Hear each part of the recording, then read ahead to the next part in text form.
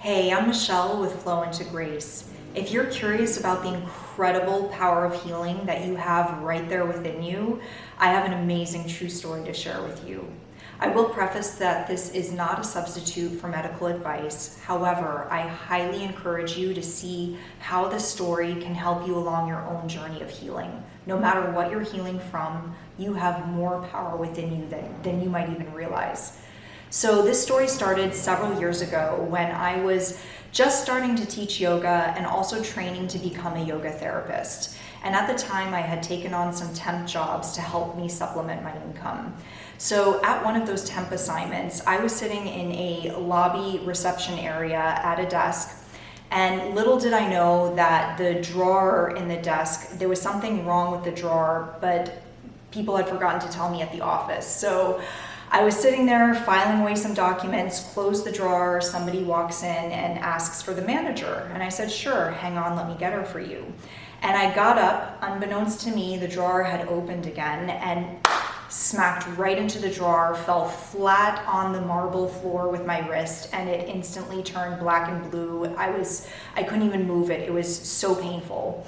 So they were petrified at the office, and they immediately sent me to through workers' comp to start getting x-rays and figuring out what I need to do to heal.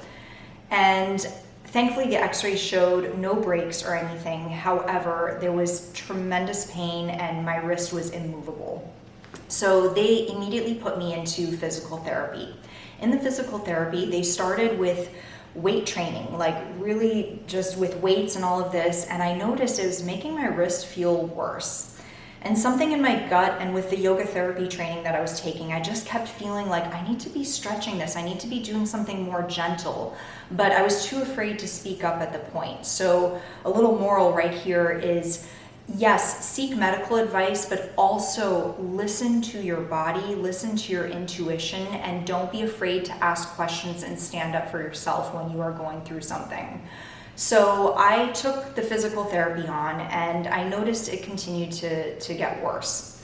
So I called the insurance company for the workers' comp and I asked, would you guys be willing to give me acupuncture instead of the physical therapy? And they were basically like, sure, go right ahead, but we need your doctor's approval. Well, my doctor was not a very nice guy.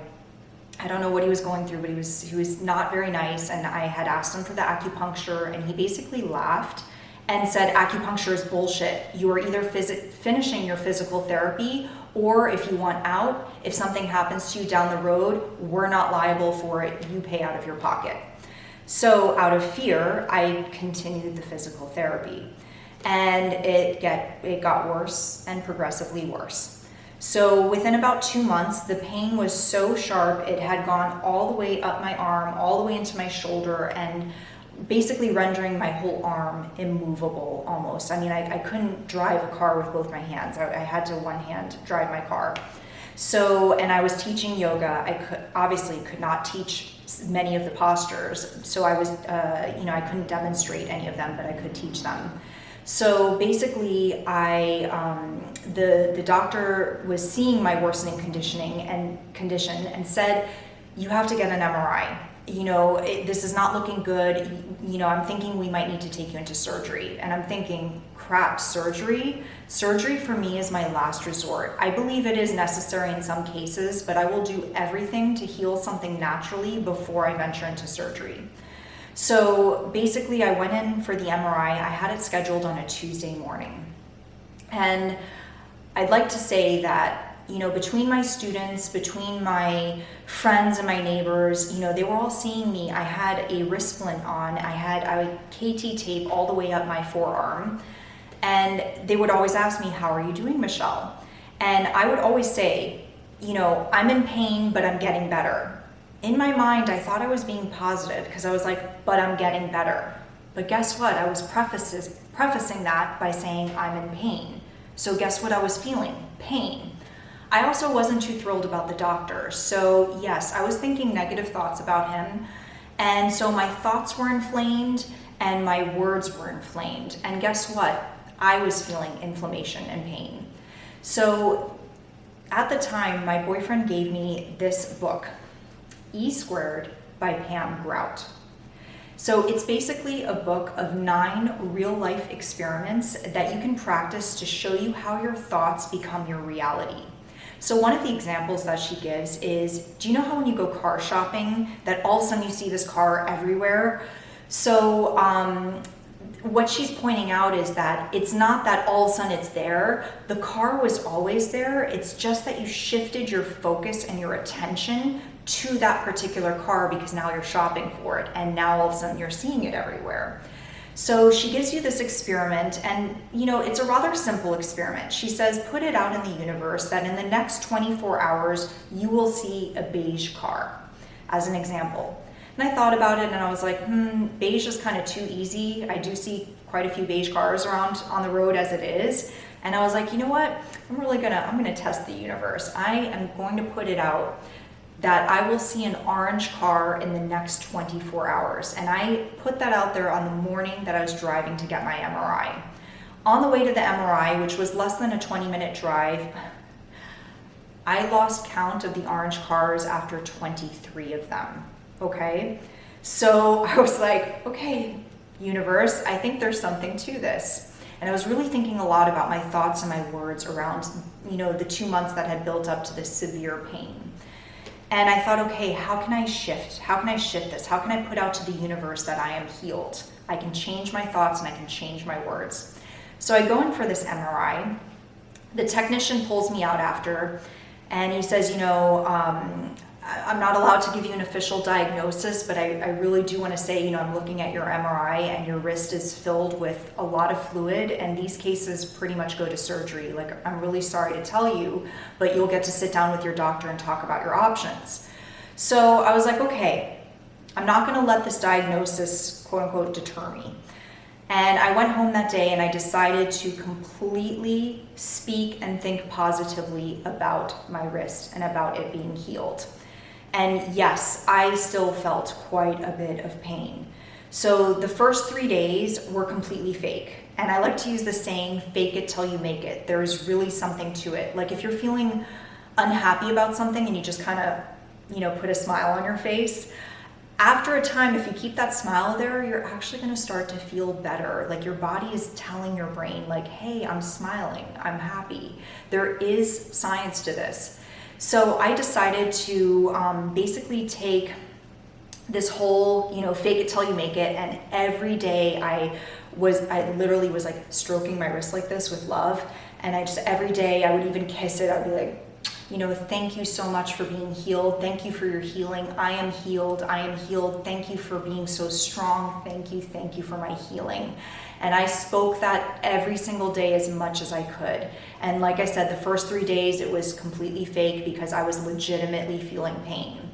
By day 4, I woke up for the first time in over 2 months with no pain. Oh my goodness, I leapt out of the bed and I was like, this is really real. Like I started to believe it then. Like, okay, yes, I'm healed. I started to believe it. And I continued speaking those positive words. Now, exactly a week later, the following Tuesday morning, I was scheduled in to see the doctor. Remember, I didn't really like that doctor. And I thought back to something that my mom taught me. My mom used to always say when I was a little girl, she would say, people are mean to you not because of you, but because they're unhappy in their own lives. So I thought about it and I said, yeah, the doctor, he must be unhappy in his life or something's going on for him to have been so mean to me or kind of treated me coldly the way that he did during my physical therapy process. So I decided to pray for him that morning before I went in to meet with him. So I arrived at the center. I was able to drive, by the way, with both hands for the first time. So I drove to the center like super psyched.